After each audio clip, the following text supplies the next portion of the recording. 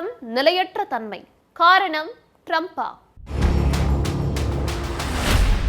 உலக வல்லரசு நாடுகள்ல முதல் நாடா இருக்கிற அமெரிக்காவோட செயல்பாடுகள், அங்க எடுக்கப்படுற முடிவுகள் சர்வதேச அளவுல அரசியல் மற்றும் பொருளாதார மாற்றங்களை ஏற்படுத்திட்டு வரத இப்பவும் கடந்த காலங்கள்லையும் பார்த்துட்டு வரும். அமெரிக்காவோட அதிபரா 2வது முறையா பதவி ஏற்றிருக்கிற டொனால்ட் ட்ரம்போட அதிரடி நடவடிக்கைகள் பல உலக நாடுகள்ல பொருளாதார பாதிப்பை ஏற்படுத்தி இருந்த நிலையில இப்போ போர் பதற்றத்தை உருவாக்கி இருக்கிறதையும் பார்க்க முடியுது. அணு ஆயுத தயாரிப்புல ஈரான் ஈடுபட்டிருக்கிறதா குற்றம் சாட்டி இஸ்ரேலோட சேர்ந்து அமெரிக்கா ஈரான் மேல தொடுத்திருக்கிற போர் மத்திய கிழக்கு நாடுகள்ல ஒரு அசாதாரண சூழ்நிலையை ஏற்படுத்தி இருக்கு. ட்ரம்ப் 2.0க்கு பிறகு உலகத்துல ஒரு நிலையற்ற தன்மை நீடிக்குதா? குறிப்பா எண்ணெய் வளங்களை குறிவச்சு அமெரிக்கா தன்னோட எதிரி நாடுகளை தீர்மானிக்குதா? ட்ரம்போட நடவடிக்கைகளுக்கு அமெரிக்காவில ஆதரவு இருக்கா? இதையெல்லாம் தான் ஸ்பாட்லைட்ல பார்க்க போறோம். அமெரிக்க அதிபரா டொனால்ட் ட்ரம்ப் 2வது முறையா பொறுப்பேற்றதுல இருந்து சர்வதேச உறவுகள்ல பல மாற்றங்கள் ஏற்பட்டிருக்கு. கனடாவை அமெரிக்காவோட மாகாணமா சேர்ப்பேன்னு ட்ரம்ப் அறிவிச்சது, கிரீன்லாண்டை அமெரிக்கா கிட்ட ஒப்படைக்கணும், கொடுக்கலன்னா டென்மார்க் மேல போர் தொடுப்பேன்னு சொன்னதுன்னு பதவி ஏற்றதுல இருந்தே அதிரடியா செயல்பட தொடங்கிட்டாரு ட்ரம்ப்.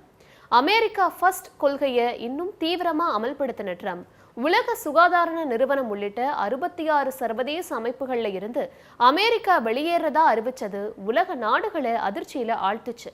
2025 பாரிஸ் பருவநிலை ஒப்பந்தத்தில இருந்து அமெரிக்கா மீண்டும் விலகினது சர்வதேச அளவில் சுற்றுச்சூழலுக்கான பாதிப்பை ஏற்படுத்துமோங்கிற பயத்தை உண்டு பண்ணுச்சு. இன்னொரு பக்கம் பொருளாதாரம் சார்ந்து ட்ரம்ப் எடுத்த அதிரடி முடிவுகள் உலகளாவிய வர்த்தக ஒழுங்கு முறையையே நிலைத்தடுமாற வச்சது. இந்தியா, சீனா, கனடா, மெக்சிகோன்னு பல உலக நாடுகள் மேல அதிகப்படியான வரியை விதிச்சு அறிவிக்கப்படாத ஒரு வர்த்தக போரையே துவங்கினாரு ட்ரம்ப்.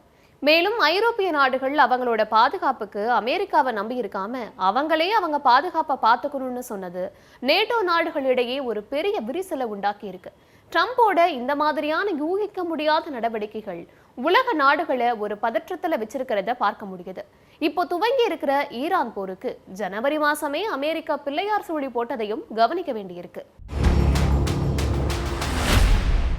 ஒரு அமைதி விரும்பியாவும் சமாதான தூதுவராகவுமே தன்னை உலகத்துக்கு தொடர்ந்து காட்டிட்டு வராரு ட்ரம்ப். குறிப்பா அவர் அதிபரா பதவி ஏற்றதிலிருந்து இந்தியா பாகிஸ்தான் இடையிலான காஷ்மீர் பதற்றம், ஆர்மேனியா அசர்பைஜான் மோதல், எகிப்து எத்தியோப்பியா இடையிலான நைல் நதி நீர் சிக்கல், தாய்லாந்து கம்போடியா மோதல்னு உலக நாடுகளுக்கு இடையில ஏற்பட்டிருந்த சுமார் 7-8 மோதல்களை தடுத்து நிறுத்தினதா பட்டியல் போட்டாரு ட்ரம்ப். 3ஆம் உலக போரை நோக்கி நாடுகள் பயணிச்சுட்டு இருந்தப்போ தான் வந்து அமைதியை நிலைநாட்டியதாகவும் சொல்லிட்டு வர ட்ரம்ப் தன்னோட அமைதி புரட்சிக்காக அமைதிக்கான நோபல் பரிசு கொடுக்கணும்னு பகிரங்கமா கோரிக்கையும் வச்சாரு. ஆனா அதிபரா பதவியேற்ற பிறகு யுக்ரைன் ரஷ்யா போரை நிறுத்துவேன்னு ட்ரம்ப் சொன்னதை அவரால் இப்ப வரைக்கும் சாத்தியப்படுத்த முடியல அப்படிங்கிறதையும் பார்க்க வேண்டியிருக்கு. யுக்ரைன் ரஷ்யா போர்ல முதல்ல யுக்ரைன் பக்கம் ஆதரவா இருந்த ட்ரம்ப் யுக்ரைனுக்கு உதவ சில நிபந்தனைகளையும் விதிச்சாரு. இதை ஏற்க யுக்ரைன் அதிபர் ஜெலன்ஸ்கி மறுத்ததை அடுத்து அவரை வெள்ளை மாளிகைக்கு பேச்சுவார்த்தைக்கு அழைச்சு அவமானப்படுத்தினது சர்வதேச அளவில் பெரிய அதிர்வலைகளை ஏற்படுத்துச்சு. வெனிசுலாவோட எண்ணெய் வளங்களை குறிவச்ச ட்ரம்ப் அதிரடியா அந்த நாட்டுக்கு அமெரிக்க படைகளை அனுப்பி வெனிசுலா அதிபரையும் அவரோட மனைவியையும் கைது செஞ்சு அமெரிக்காவுக்கு கொண்டு போனாரு. சர்வதேச அளவில் இந்த விவகாரம் விஸ்வரூபம் எடுத்த நிலையில வெனிசுலாவில் ஆட்சி மாற்றம் ஏற்படுற வரைக்கும் அந்த நாட்டை நானே நிர்வகிப்பேன்னு அடுத்த குண்டை போட்டாரு ட்ரம்ப்.